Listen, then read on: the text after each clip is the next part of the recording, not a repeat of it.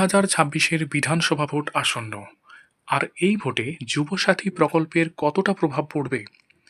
এই প্রকল্পের হাত ধরে কি বর্তমান রাজ্য সরকার বাঁচতে পারবে?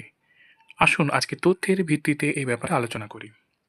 ভোটের আগে ভাতার ছড়াছড়ি। 19 সালের পর থেকে বিগত ভোটগুলিতে তৃণমূল যুব ভোট একেবারেই পায়নি। তাই ভোটের আগে তৃণমূলের নতুন এখন অস্ত্র যুবসাথী। মাসিক 1,500 টাকা দিয়ে যুবকদের ভোট টানার কৌশল। কিন্তু এই কৌশল কতটা কাজে দেবে? এ ব্যাপারে আলোচনা করি তথ্যের ভিত্তিতে। 2011 সালে তৃণমূল ক্ষমতায় আসার পর অনেকেই ভেবেছিল সরকারি সিস্টেমে পরিবর্তন আসবে।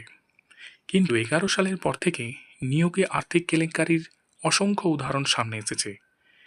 যেখানে 1-2 বছর ছাড়া এসএসসি বা প্রাইমারি নিয়োগের পরীক্ষায় বসার সুযোগ পাওয়ার কথা, সেখানে এসএসসি প্রাইমারির মতো পরীক্ষাগুলি নিতেই ভুলে গেছে সরকার। এছাড়াও পুলিশ, ডব্লিউবিসিএস এর মতো অন্যান্য নিয়োগ পরীক্ষাগুলিও আর সেভাবে হচ্ছে না। লাখ টাকা খরচ করে বিএড প্রার্থীরা আজ ঘরে বসে চাকরির অপেক্ষায়। সুতরাং মাত্র 1,500 টাকা দিয়ে এই ঘরে বসে থাকা ছেলেগুলোর কি মন ভোলানো যাবে?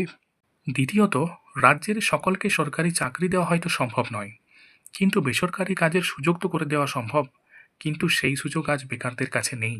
কারণ 11 সালের পর থেকে প্রায় 6,400 শিল্প, সেটা ছোট বড় মিলিয়ে শিল্প উঠে চলে গেছে পশ্চিমবঙ্গ থেকে। টাটার মতো শিল্পকে রাজ্য থেকে উঠে চলে যেতে হয়েছে। এরপরেও কি যুবসাথীতে মন গলবে বেকারদের? তৃতীয়ত, অন্যান্য রাজ্যে যখন পেট্রোল ডিজেলের দাম পশ্চিমবঙ্গের থেকে 13 থেকে 14 টাকা লিটারে কম, সেখানে যুবসাথী দেওয়া মানে মাছের তেলে মাছ ভাজার সমান। চতুর্থত, যুবসাথীর আগের মডেল ছিল যুবশ্রী। অর্থাৎ এই যুবসাথী কিন্তু প্রথম নয়। এর আগে এই ধরনের প্রকল্প চালিয়েছিল পশ্চিমবঙ্গে, যার নাম ছিল যুবশ্রী। এই প্রকল্পে প্রতি মাসে 1,500 দেওয়ার ঘোষণা হয়েছিল 2013 সালে।